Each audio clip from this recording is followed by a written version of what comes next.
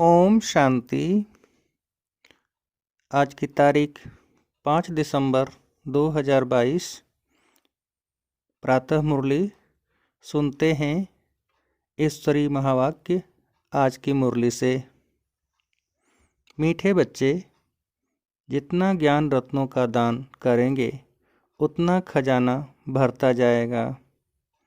विचार सागर मंथन चलता रहेगा, धारणा अच्छी होगी। प्रश्न: जिन आत्माओं के भाग्य में बेहद का सुख नहीं है, उनकी निशानी क्या होगी?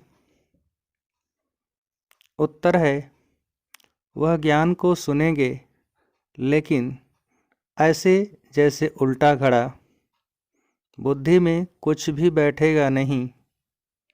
अच्छा अच्छा करेंगे, महिमा करेंगे, कहेंगे हाँ सबको यह सुनाना चाहिए, मार्ग बहुत अच्छा है, परंतु खुद उस पर नहीं चलेंगे। बाबा कहते, यह भी तकदीर। तुम बच्चों का फर्ज है सर्विस करना। हजारों को सुनाते रहो, प्रजा तो बनती है। माँ बाप मिसल बेहद के बाप से भरसा लेने का पुरुषार्थ करो। नॉलेज को धारण कर आप समान बनाते रहो। आज गीत है मुरली में, तकदीर जगा कर आई हूँ। ओम शांति। तकदीर सदैव दो प्रकार की होती है, एक अच्छी दूसरी बुरी, एक सुख की दूसरी दुख की। भारत के सुख की तकदीर भी है तो दुख की तकदीर भी है।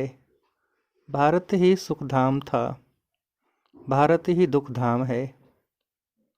मकान नया है तो अच्छी तकदीर है, पुराना है तो बुरी तकदीर। भारत ही पहले नया था, अब फिर पुराना हुआ है। इन बातों को भी तुम बच्चे ही समझ सकते हो, दुनिया नहीं जानती। तुम्हारा ध्यान इन बातों तरफ खिंचवाया जाता है कि बच्चे तुम कितने तकदीरवान थे। देवी देवता विश्व के मालिक थे, अभी नहीं है। अच्छी तकदीर बदल अब बुरी हो गई है। अच्छी तकदीर कैसे और कब होती है, यह समझने की बात है। समझाने वाला एक ही बेहद का बाप है। भारत की ऊंची तकदीर कब थी? जब स्वर्ग था। बुरी तकदीर अब है। गाते भी हैं, हे पतित पावन, आकर हमारी पावन तकदीर बनाओ। भारत पावन था तो जबरदस्त तकदीर थी। अभी वही भारत पतित है क्योंकि विकारी है। विकारी और निर्विकारी दोनों होते हैं। हम अगर इस समय निर्विकारी बनेंगे तो देवता बनेंगे। अब बाप को बुलाते रहते हैं। कुंभ के मेले पर भी जरूर गाते होंगे, पतित पावन सीताराम। पतित पावनी नदी तो है नहीं। मनुष्यों की जब तकदीर बुरी होती है तो कितने पत्थर बुद्धि हो जाते हैं। दुनिया में दुख और सुख का यह खेल है। दुख कौन देते हैं, सुख कौन देते हैं? दोनों के चित्र बहुत नामी ग्रामी हैं। सुख के लिए परमपिता परमात्मा को याद करते हैं, हे दुख हरता सुख करता। तो इससे सिद्ध है कि बाप कभी दुख नहीं देते। वो लोग समझते हैं भगवान ही दुख सुख दोनों देते हैं। पाई पैसे की बात भी कोई समझते नहीं है। अभी तुमको बाप ने पारस बुद्धि बनाया है, बुद्धि का ताला खोला है। तुम जानते हो सृष्टि का चक्र फिरता रहता है। सृष्टि पुरानी होती है तो उसमें दुख है। अभी तुमको 3 आँखें मिली हैं, तुम सबको समझा सकते हो, जबकि गाते हो पतित पावन आओ। फिर नदी पर क्यों आकर बैठे हो? यह यज्ञ तप आदि करना, वेद शास्त्र आदि पढ़ना सब भक्ति मार्ग है। बाप कहते हैं मैं इनसे नहीं मिलता हूँ। जब तुम्हारी भक्ति पूरी होती है तब मैं आकर सद्गति देता हूँ। योग का भी ज्ञान चाहिए, पावन बनने के लिए भी ज्ञान चाहिए। शास्त्र पढ़ने से तो पावन बनने की कोई बात नहीं। विवेक कहता है, भारत जब पावन था, संपूर्ण निर्विकारी था, तब धनवान भी बहुत थे। ऐसा धनवान और पवित्र किसने बनाया? क्या गंगा स्नान करने से बने या शास्त्रों को पढ़ने से बने? यह तो तुम करते ही आए हो, फिर भी पुकारते हैं कि हे पतित पावन आओ। जब पतित दुनिया का समय पूरा होगा तब ही पतित पावन बाप आकर स्वर्ग की स्थापना करेंगे। पावन दुनिया है सतयुग, पतित दुनिया है कलयुग। यह कोई समझते नहीं कि पतित पावन एक ही परमात्मा है। गाते हैं पतित पावन सीताराम, उसका भी अर्थ बाप ही समझाते हैं कि सभी सीताओं का राम एक ही परमात्मा है। कहते हैं सबका दाता राम, दाता क्या, यह भी नहीं समझते हैं। बाप समझाते हैं सबका दाता राम तो एक निराकार ही है। बुद्धि को बिल्कुल ताला लगा हुआ है, बुद्धि में बैठता ही नहीं है।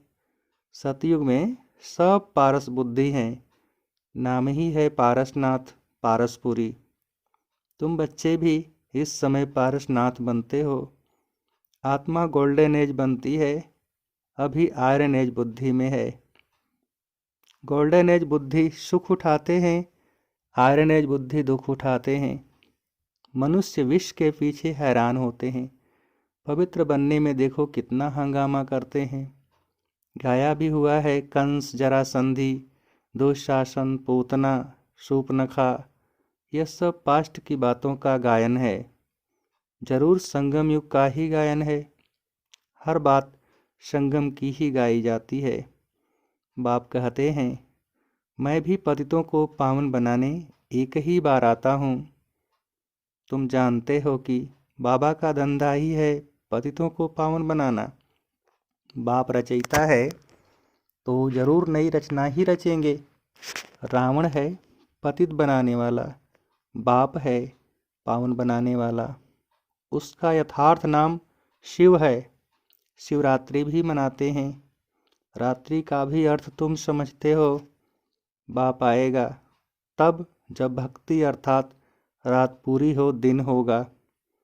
अब बाप कहते हैं बच्चे पावन बनो। अब वापस जाने का है। सतयुग था, अब फिर चक्र रिपीट होगा।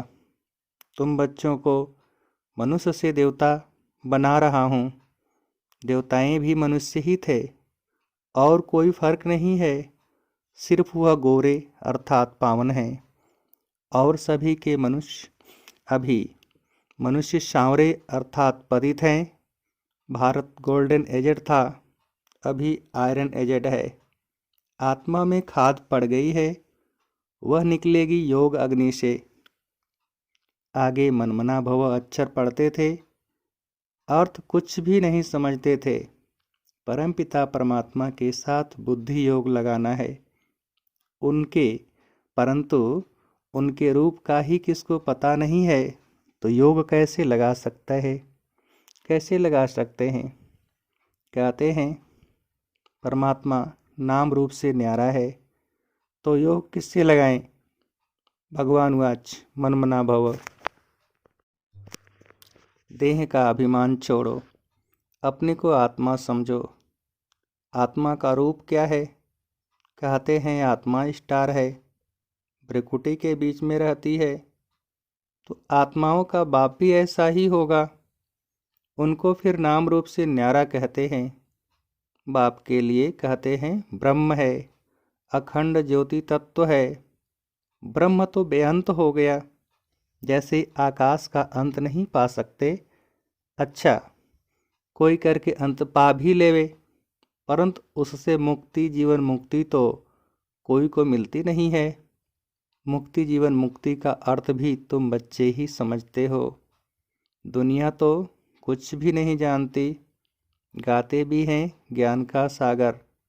मनुष्य सृष्टि का बीज रूप है, सत है, चैतन्य है, पतित पावन है, तो जरूर पतित दुनिया में आएंगे। तुम समझाते हो जब ज्ञान है तो भक्ति हो न सके। ज्ञान है दिन, सतयुग त्रेता, भक्ति है रात। ज्ञान का सागर परमपिता परमात्मा है, न कि पानी। यह सबको समझाना है। सारे भारत को कैसे पैगाम देना है, उसके लिए बाबा अच्छी अच्छी युक्तियाँ समझाते रहते हैं। मेला तो वास्तव में आत्मा और परमात्मा का ही गाया हुआ है। परमात्मा तो एक ठहरा, परमात्मा सर्वव्यापी है। यह कोई हिसाब नहीं बनता है। बाप ही आकर सबको दुख से छुड़ाते हैं। दुख में सिमरण सब करते हैं, कितनी रड़ियाँ मारते हैं।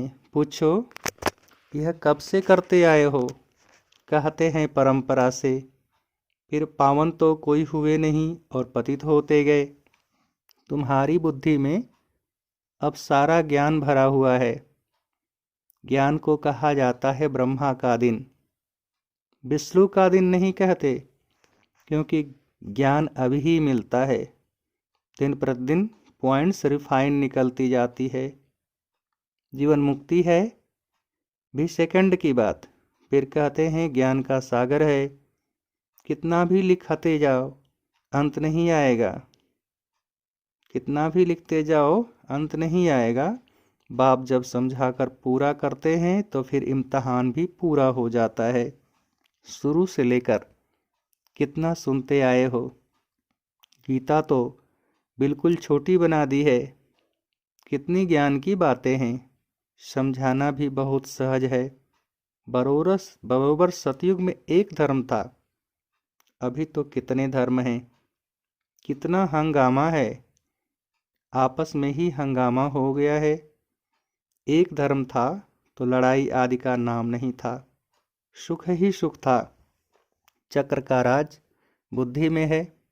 बच्चों को समझाया है, तुम 84 जन्म कैसे लेते हो।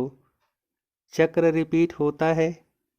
अभी तुम तमो प्रधान से सतो प्रधान बन रहे हो, योग बल से।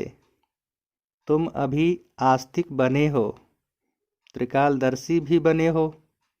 दुनिया में और कोई भी रचता और रचना को नहीं जानते हैं, तुम बच्चे ही जानते हो। परंतु धारणा कर औरों को नहीं समझाते हैं तो पॉइंट्स भूल जाती है। एक माल बुद्धि में नहीं बैठता है तो दूसरा कैसे बैठेगा।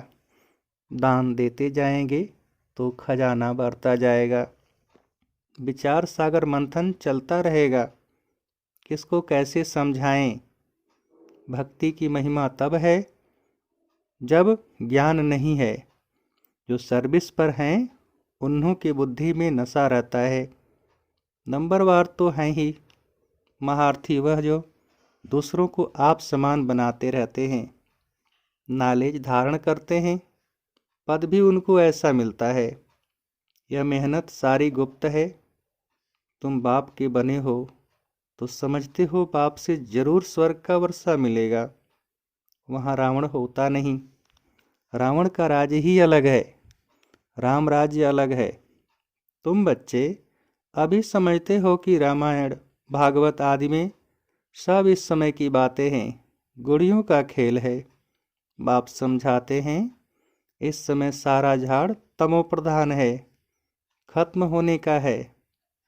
तुम्हारी बुद्धि में सारा राज है। समझाने के लिए कितनी युक्तियां बताते रहते हैं।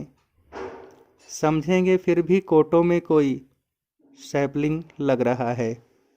जो और धर्मों में कन्वर्ट हो गए हैं वह सब निकल आएंगे। हिंदू वास्तव में है असुल देवी देवता धर्म के। हिंदू वास्तव में है असुल देवी देवता धर्म के।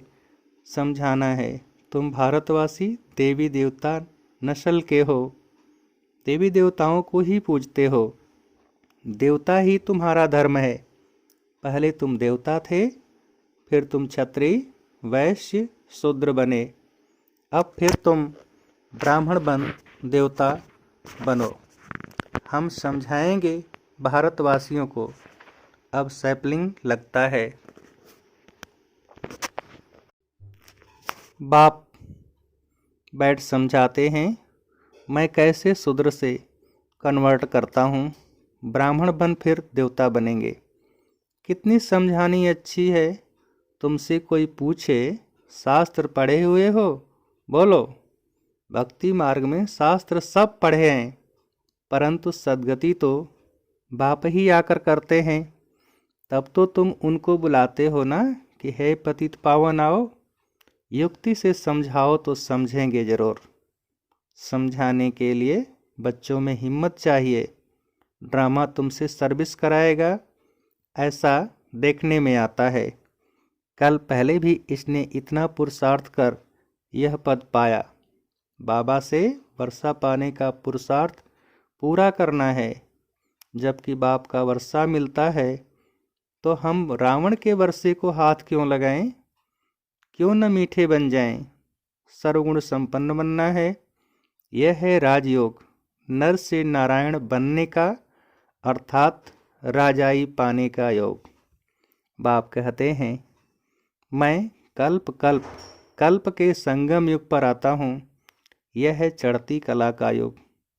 बाकी सब हैं उतरती कला के युग। उतरती कला और चढ़ती कला होती है। यह चक्र बुद्धि में रहना चाहिए। बाप बैठ आत्माओं यानी बच्चों से बात करते हैं कि मुझे याद करो। यह अंतिम जन्म पतित नहीं बनो तो मैं तुमको विश्व का मालिक बनाऊंगा। क्या तुम मेरी नहीं मानेंगे? फिर तो बेहद का सुख भी तुम पा नहीं सकेंगे। तुम यह जन्म तो पवित्र बनो, मैं गारंटी करता हूँ। तुमको विश्व का मालिक बनाऊंगा। बाप की भी नहीं मानेंगे क्या? जो फूल बनने वाला होगा उनको झट तीर लगेगा। भाग्य में नहीं होगा तो सुनेगा ऐसे जैसे उल्टा घड़ा। प्रदर्शनी में तुम कितनों को समझाते हो, अच्छा अच्छा करते हैं। कहेंगे मार्ग बहुत सहज है, परंतु खुद कुछ भी करेंगे नहीं। सिर्फ महिमा की, औरों को कहा अच्छा है, परंतु खुद चलना नहीं है। इससे क्या हुआ? कहेंगे तकदीर में नहीं है। ऐसे ऐसे प्रजा में आ जाएंगे। परंतु बच्चों में सर्विस का शौक होना चाहिए। हजारों को सुनाना पड़े। बेहद के बाप से वर्षा लेने के लिए माँ बाप मिसल पुरुषार्थ करना चाहिए। अच्छा, मीठे मीठे सिकेल थे बच्चों प्रति माता पिता बाप दादा का याद प्यार और गुड मॉर्निंग। रूहानी बाप की रूहानी बच्चों को नमस्ते। हम रूहानी बच्चों की रूहानी बाप को नमस्ते नमस्ते। धारणा के लिए मुख्य सार। पहली पॉइंट, बाप से पूरा वर्षा लेने के लिए अति मीठा सर्वगुण संपन्न बनना है। रावण के वर्षे को हाथ नहीं लगाना है। दूसरी पॉइंट, नॉलेज को धारण कर रूहानी नशे में रह सर्विस करनी है। बेहद का सुख पाने के लिए बाप की हर राय को मानकर उस पर चलना है। वरदान है आज, अटेंशन की विधि द्वारा माया की छाया से स्वयं को सेफ रखने वाले हलचल में अचल भव। एक बार फिर से, अटेंशन की विधि द्वारा माया की छाया से स्वयं को सेफ रखने वाले हलचल में अचल भव। विस्तार, वर्तमान समय प्रकृति की तमोगुणी शक्ति और माया की सूक्ष्म रायल समझदारी की शक्ति अपना कार्य तीव्र गति से कर रही है। बच्चे प्रकृति के विकराल रूप को जान लेते हैं, लेकिन माया के अति सूक्ष्म स्वरूप को जानने में धोखा खा लेते हैं। क्यों? क्योंकि माया रांग को भी राइट अनुभव कराती है, महसूसता की शक्ति को समाप्त कर देती है। झूठ को सच सिद्ध करने में होशियार बना देती है। इसलिए अटेंशन शब्द को अंडरलाइन कर माया की छाया से स्वयं को सेफ रखो और हलचल में भी अचल बनो। स्लोगन: हर कार्य, हर संकल्प में उमंग उत्साह हो तो संकल्पों की सिद्धि हुई पड़ी है। हर संकल्प में उमंग उत्साह हो तो संकल्पों की सिद्धि हुई पड़ी है। अच्छा, ओम शांति। मेरा शिव बाबा, शुक्रिया।